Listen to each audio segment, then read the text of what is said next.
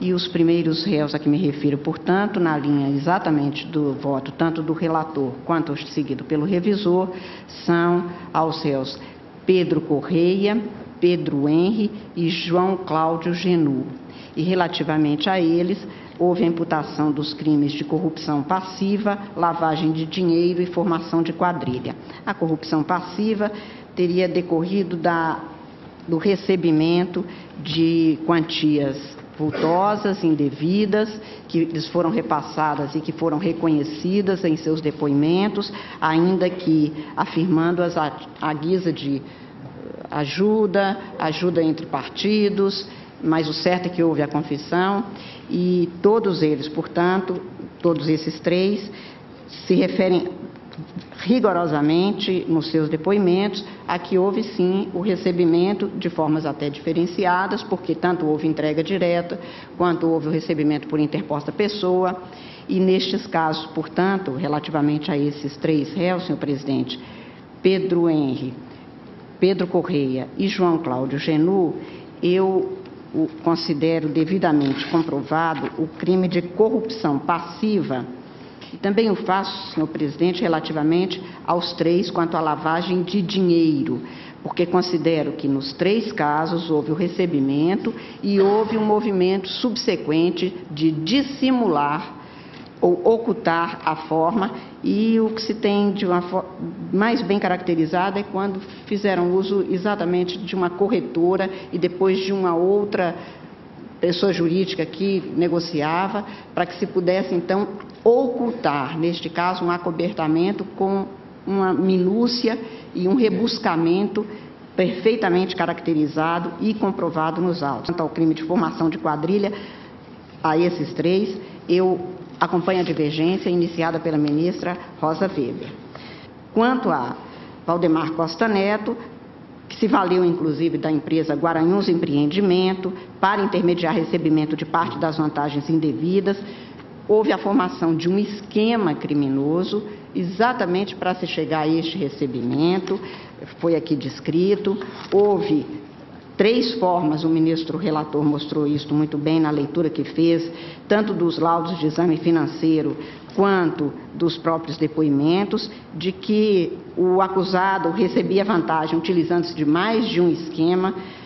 emissão de cheques ou transferências eletrônicas pela SMPIB, tendo como beneficiária a Guaranhuns Empreendimentos, posteriormente era repassado ao réu. Houve a utilização de intermediários, basicamente Jacinto Lamas, porque a Antônio Lamas eu absolvo, como os demais, para o recebimento dos valores em espécie, e houve ainda o recebimento de dinheiro pessoalmente pelo acusado. Então, a meu ver, a corrupção passiva ficou devidamente caracterizada. Relativamente a Jacinto Lamas, também se tem a sua participação para intermediar o recebimento de parte das vantagens que foram disponibilizadas pela SMPIB, para participar do esquema da lavagem de dinheiro também. Quanto ao Carlos Rodrigues, ao qual se imputa corrupção passiva e lavagem de dinheiro, tenho também devidamente caracterizado. No caso do crime de corrupção passiva, há o reconhecimento, ele aponta que teria mandado o motorista Célio Marcos Siqueira para receber, mas neste caso, a meu ver, a fórmula pela qual houve um intermediário para que se tivesse a entrega caracteriza, tal como agora reafirmado também pelo ministro Fux, lavagem de dinheiro. Então, relativamente a Valdemar Costa Neto, a Jacinto Lamas e a Carlos Rodrigues, eu tenho como devidamente comprovado e, portanto, julgo procedente a acusação quanto à corrupção passiva e à lavagem de dinheiro. Quanto aos dois primeiros, senhor presidente, Valdemar Costa Neto e Jacinto Lamas, eu também sigo a divergência iniciada pela ministra Rosa Weber no sentido de não ter, pelo menos na minha compreensão, sido comprovada a formação de uma pequena quadrilha entre eles. Quanto a Roberto Jefferson, Emerson Palmieri e Romeu Queiroz, a eles foram imputados os crimes de corrupção passiva e lavagem de dinheiro. E peço vênia ao ministro Lewandowski para não acompanhar na absolvição de Emerson Palmieri. Estudei as provas e concluo, ministro, que a sua participação não é de somenos nem é alatre, bem ao contrário. Tinha conhecimento, tinha ciência. A mesma coisa se dá relativamente a Romeu Queiroz, que teria sido solicitada pelo José Carlos Martinez para o recebimento de um auxílio, isso em julho de 2003, de R$50 mil, e que ele então teria designado o assessor José Hertz para este recebimento, e após ter sido providenciado o recebimento, que isso teria sido repassado ao partido. Não há comprovação disso. E, finalmente, relativamente a José Borba, que é acusado de corrupção passiva e a lavagem de dinheiro, tem-se a comprovação nos autos de ter ele recebido o valor de R$200 mil em espécie, que seria proveniente exatamente deste mesmo esquema. Caso, presidente, eu vou pedir vênia ao ministro relator e eu não considero tendo ocorrido a lavagem de dinheiro e não considero que tenha sido apenas uma tentativa de dissimular a dissimulação. Eu acho que ele recebeu de quem estava praticando o ato de corrupção, que era Simone de Vasconcelos, que participava do esquema, razão pela qual não houve nem o núcleo ocultação, nem o núcleo de simulação. E não tendo isso, não tenho como afirmar a lavagem de dinheiro, pelo que eu julgo procedente relativamente a José Borba apenas o crime de corrupção passiva. E em relação a Antônio Lama, senhor presidente, eu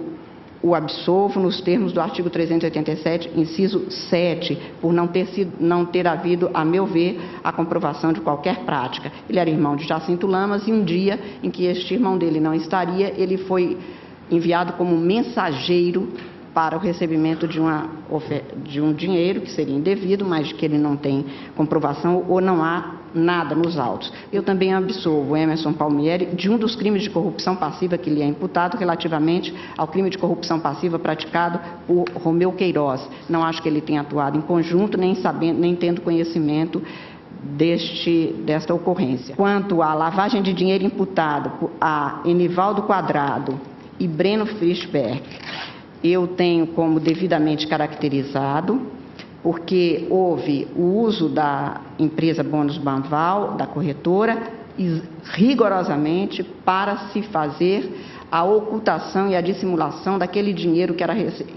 entrava de forma ilícita, saía de forma ilícita, chegava ao beneficiário, buscando-se, portanto, a ocultação tanto da entrada quanto da saída. Presidente, então, relativamente a Enivaldo Quadrado e Breno Fischberg, eu estou